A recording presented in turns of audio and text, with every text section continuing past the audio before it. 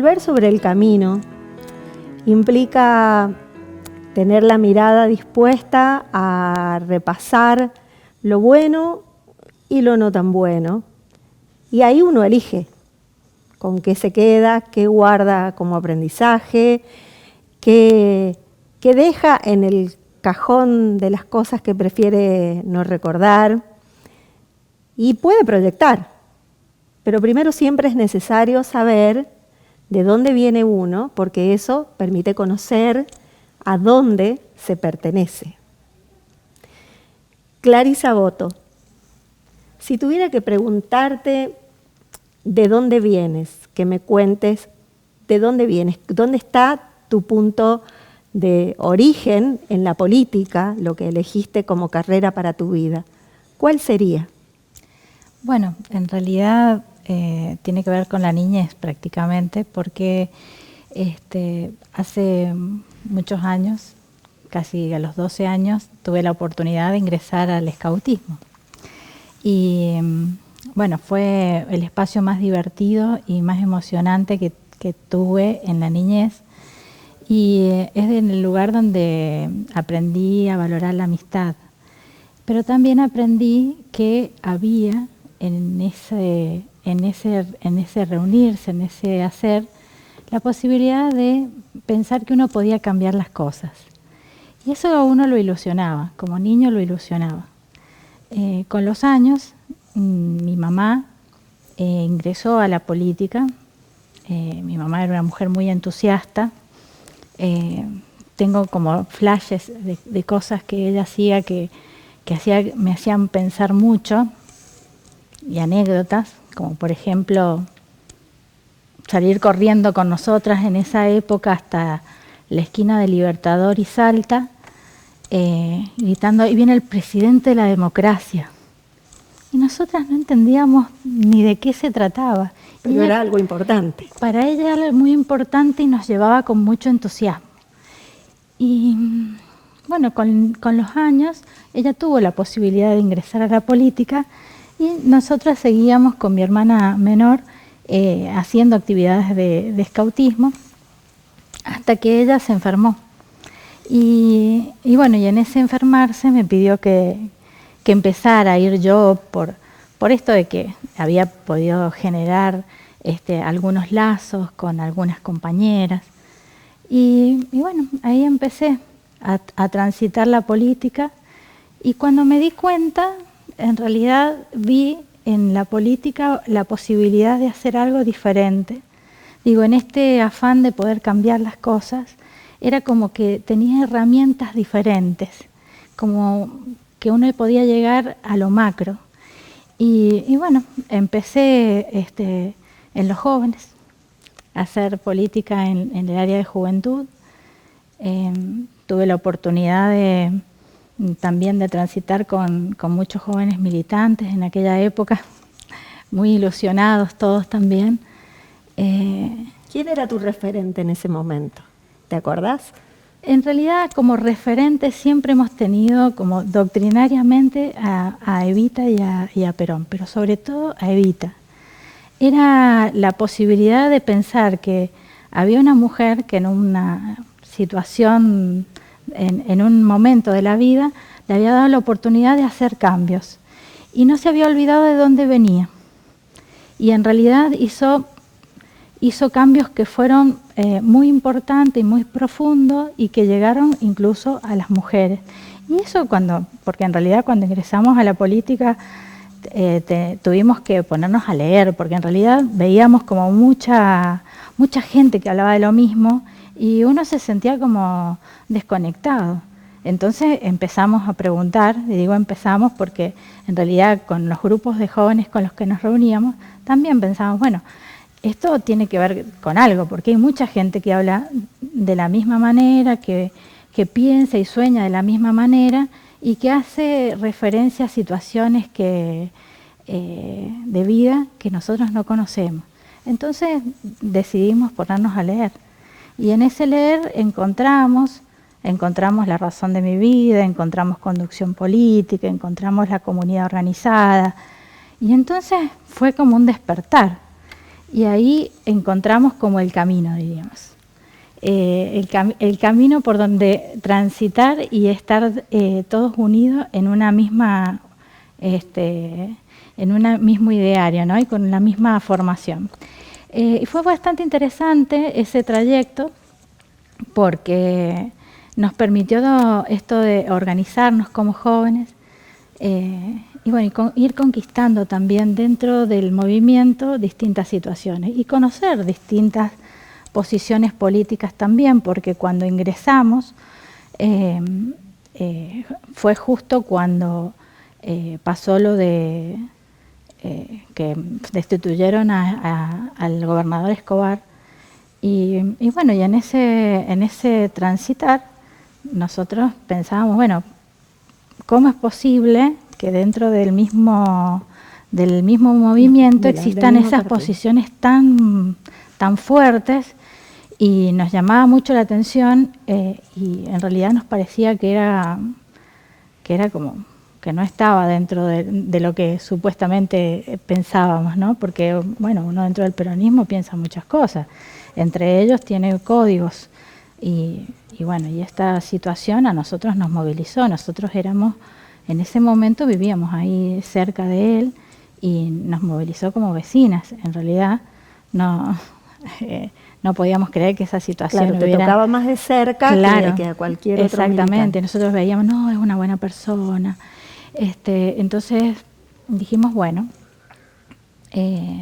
empezamos a militar desde el Frente de la Esperanza, hasta que un día volvimos al partido. ¿Cómo fue eso? ¿Cómo fue? Porque bueno, fue una herida importante que se produjo en el seno de una fuerza política de años.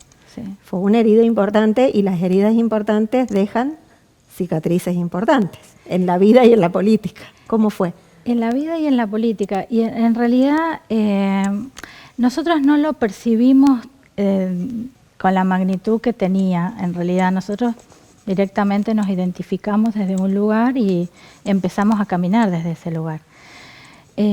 Ya cuando tuvimos la posibilidad de volver, de ingresar al partido, porque no hacíamos actividades dentro del mismo partido, sino que fuera del partido, bueno, ahí fue como profundizar esto que nosotros decíamos, bueno, acá está el camino, tenemos que retomar y repensarnos.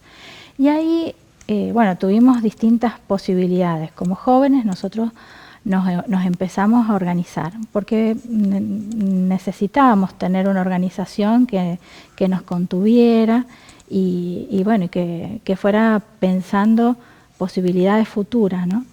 Y bueno, ahí tuve la posibilidad de ser dentro de Concepción, que es el lugar de mi militancia, donde nací como militante. Dentro de Concepción fui la primera vez que nos organizamos los jóvenes vicepresidenta de Juventud. Ajá.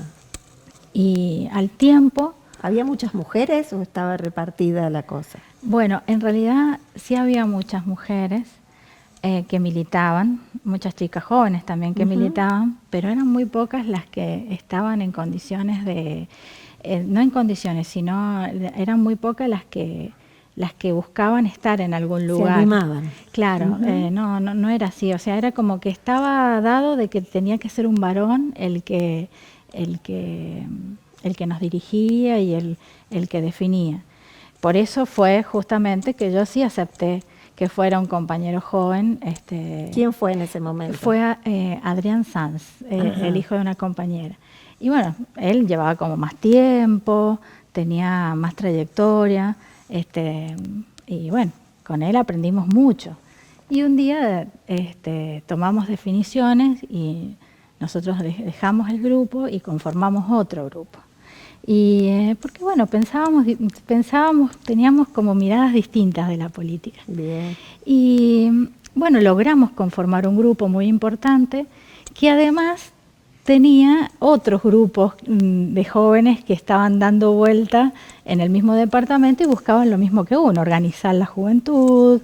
Habían otros compañeros que querían ser presidentes de juventud, entonces había como un crecimiento muy importante entre los grupos, porque bueno, un grupo generaba una actividad y nosotros queríamos generar una que fuera mejor. Claro. Entonces había este desafío siempre constante de, bueno, ¿qué hacemos? Porque la actividad estuvo buenísima. Me acuerdo mucho que con el tiempo, el compañero que estaba, con el que nosotros competíamos, diríamos, esos espacios, Walter Funes. Y bueno, vino un día y me dijo, mira, Clarice, yo en el distrito ya no voy a competir más. Yo me voy a militar a la provincia. Te propongo que vos me apoyes a mí y yo te apoyo a vos como presidente. Ah, mira. Y le digo, me sorprendió porque la verdad que era lo que anhelábamos y le dije, bueno, reunamos los jóvenes. Y reunimos, fue una cantidad de jóvenes terrible y eran los distintos grupos que había en el departamento y nos pusimos a armar la asamblea. La asamblea la armábamos entre nosotros, pero la dirigía él.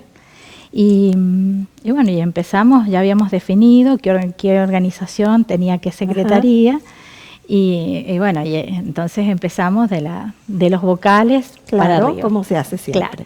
Y entonces fue muy, muy gracioso porque él se mataba de risa porque quedaba al final el presidente y ya íbamos repartiendo todos los cargos y bueno, y él iba haciendo el juego para quedar para que yo quedara. Vos quedaras allí. Pero él se mataba de risa y yo estaba como nerviosa, decía, a ver si en el último momento me pasa que no lo logramos. Y bueno, no, en realidad todos los que habíamos pactado los espacios lo cumplieron y ahí alcancé a ser la presidenta de la Juventud del Distrito de Concepción. Y pasaron un montón de cosas que me vas a contar ahora, pero vamos a hacer una pequeña pausa y ya seguimos.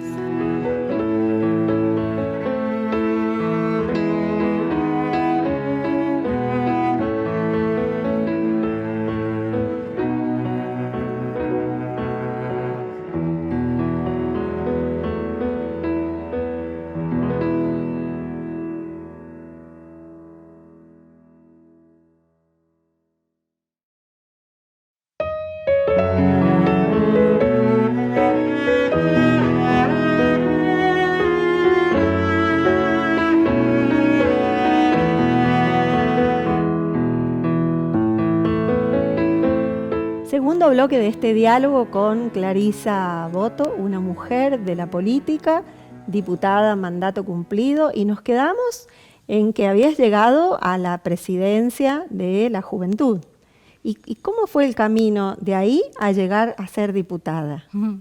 Bueno, fue un camino bastante largo, pero muy, muy generoso. Empezamos a visualizar la posibilidad de que podíamos ser gobierno después de lo que sucedió con el gobierno de la Alianza, que ese momento también fue un momento muy difícil para nosotros como jóvenes, porque me acuerdo que bueno, había una anomia total y habían reuniones en las esquinas, la gente se movilizaba. Era el que se vayan todos. Era el que se vayan todos.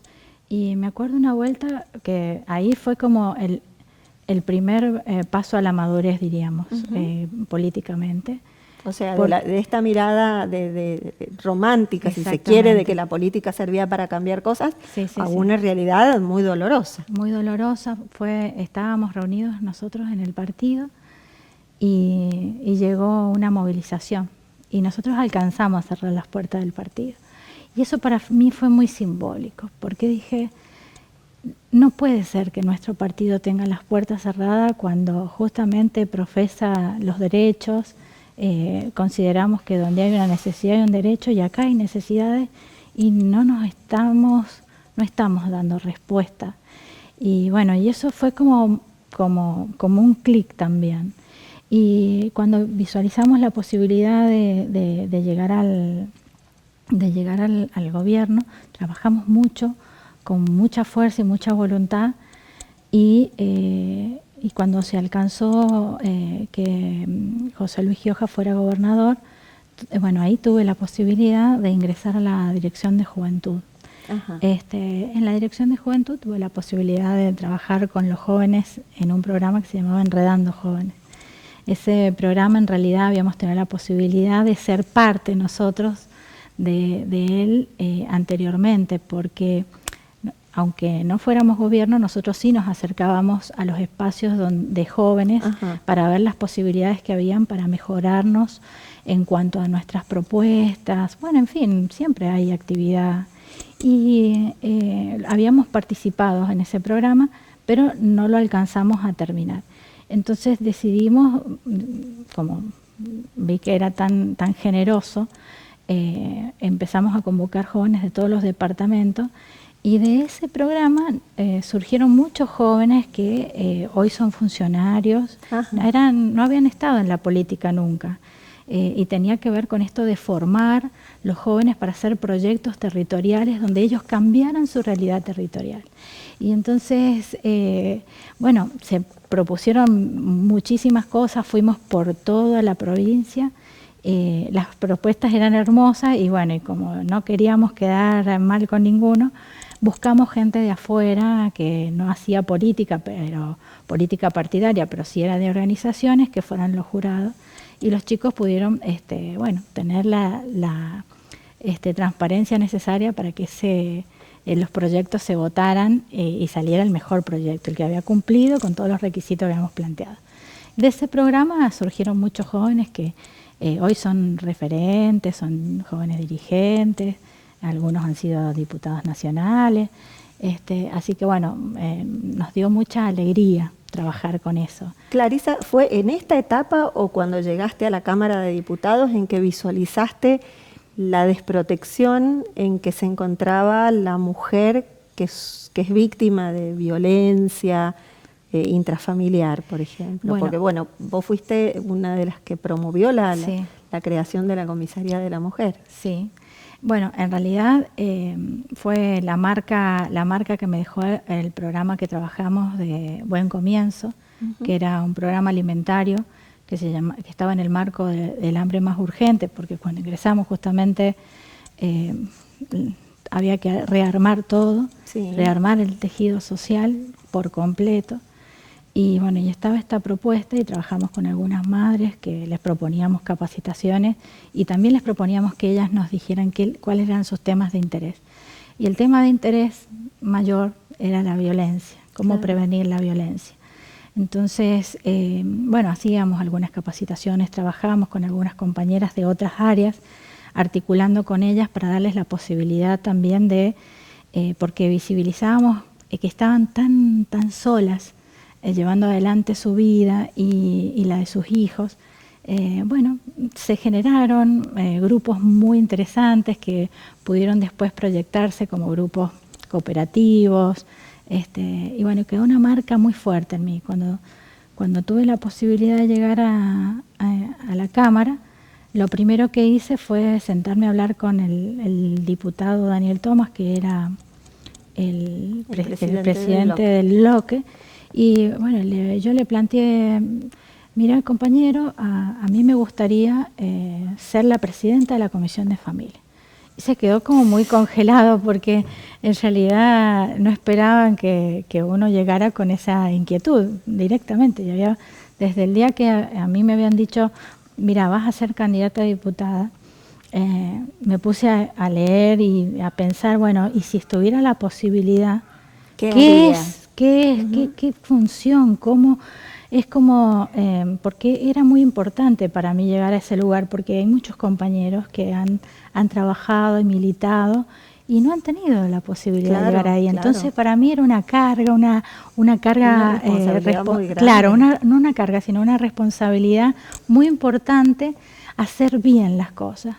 Porque justamente hay muchos compañeros que han atravesado y hasta el día de hoy militan y no han tenido esas posibilidades. ¿Y costó que saliera la Comisaría de la Mujer?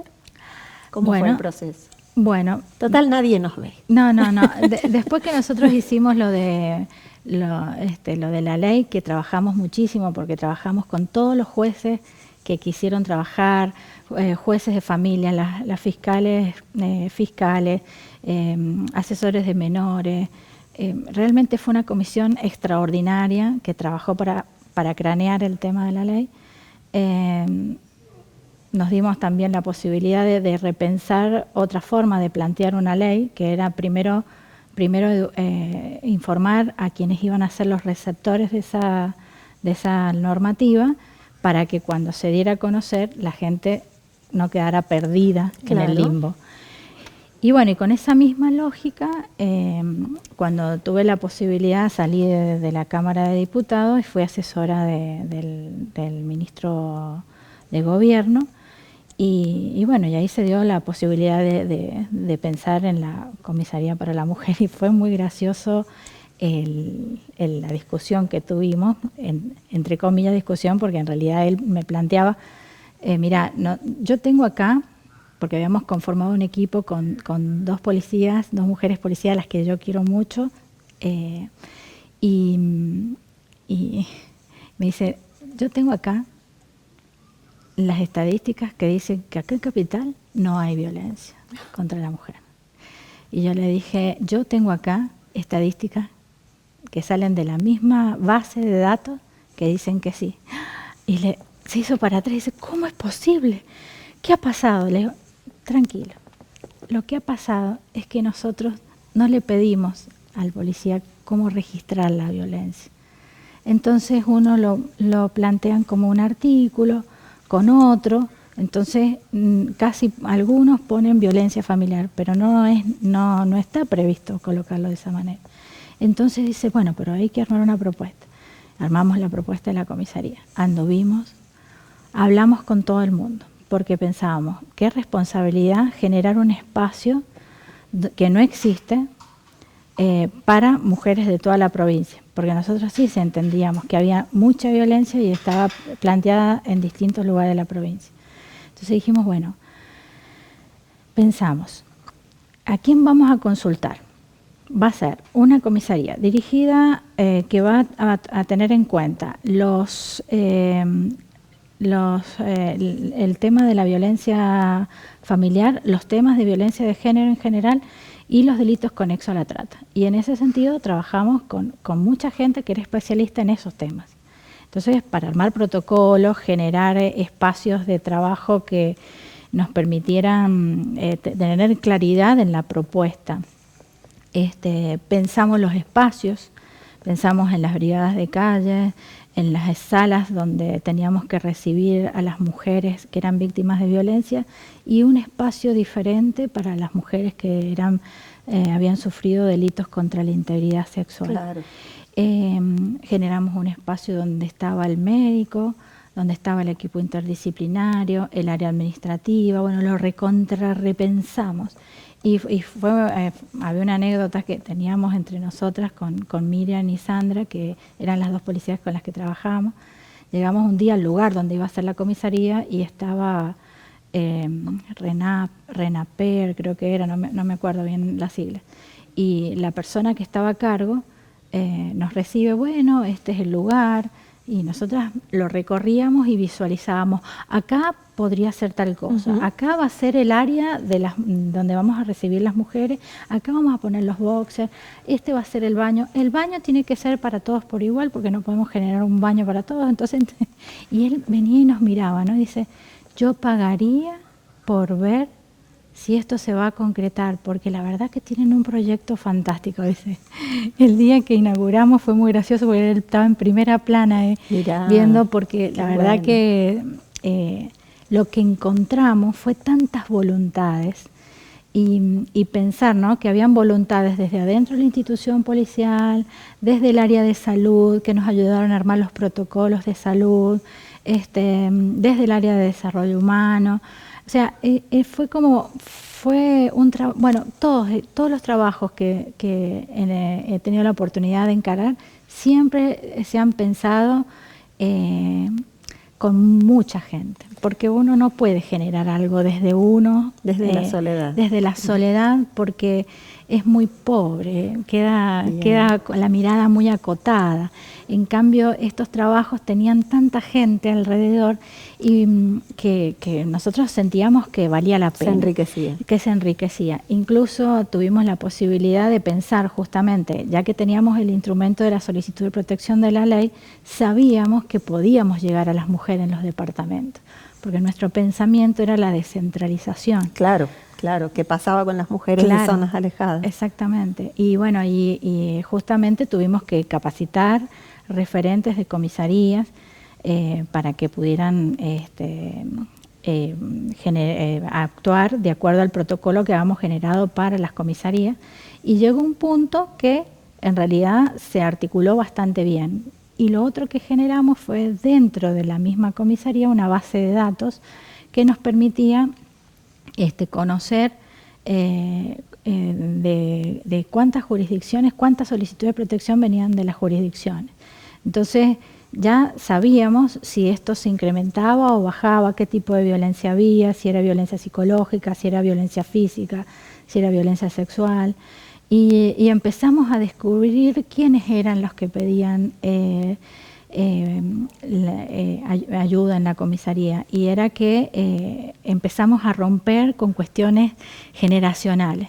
Seguro. Entonces veíamos que las chicas muy jóvenes ante una situación de violencia se solicitaban protección o hacían la denuncia, pero empezamos a ver también mujeres mayores que venían y nos decían, mujeres de 80 años, de 70 años, que nos decían: yo toda la vida he sufrido violencia psicológica. Y no tenía dónde. Y no me daba cuenta. Y yo vengo a decir que yo sufro violencia psicológica. Entonces era como muy fuerte, porque decía, chicas, rompimos la barrera. O sea, empoderamos a los jóvenes. Los prejuicios que existían sobre el tema. Claro, empoderamos a las jóvenes y también le dimos la posibilidad a las mayores. Y bueno, y no es nomás. No, seguro. Un proyecto que adelantó algo que hoy a nadie se le ocurriría discutir. Vamos a hacer la última pausa y continuamos dialogando con Clarisa Boto.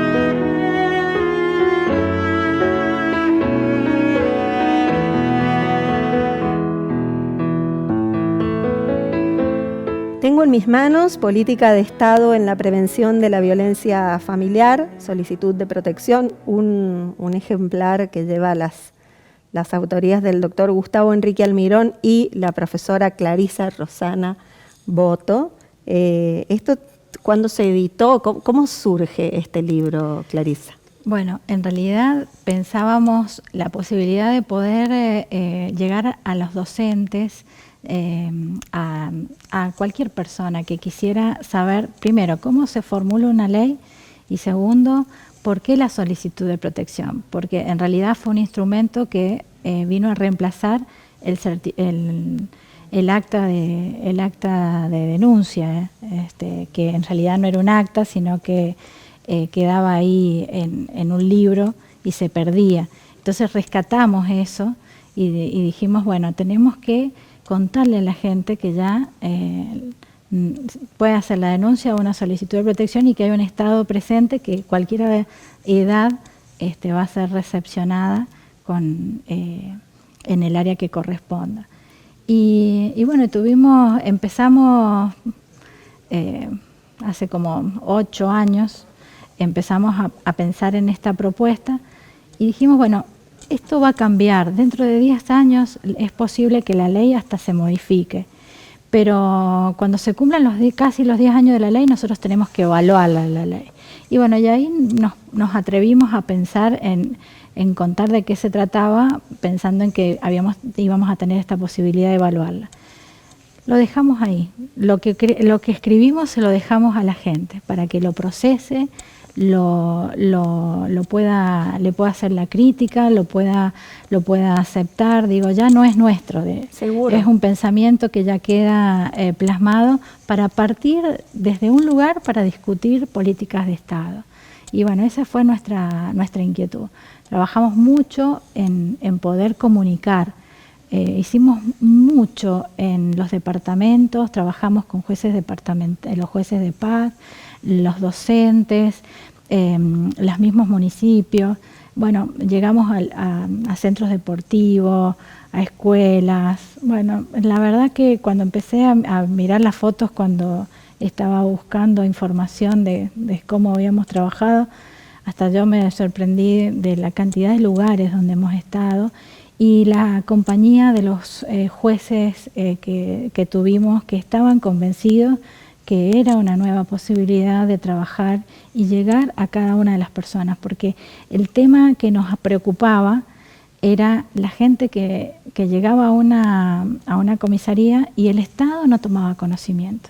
Entonces dijimos, no, esto no puede estar pasando. Tenemos que abrir el debate y tenemos que tener un instrumento preventivo. Si una persona llega a un lugar y hace una solicitud de prevención y en realidad no configura delito, lo mismo el Estado toma conocimiento, porque hay una violencia incipiente que hizo que una persona llegara a ese lugar y tenemos que pararla ahí.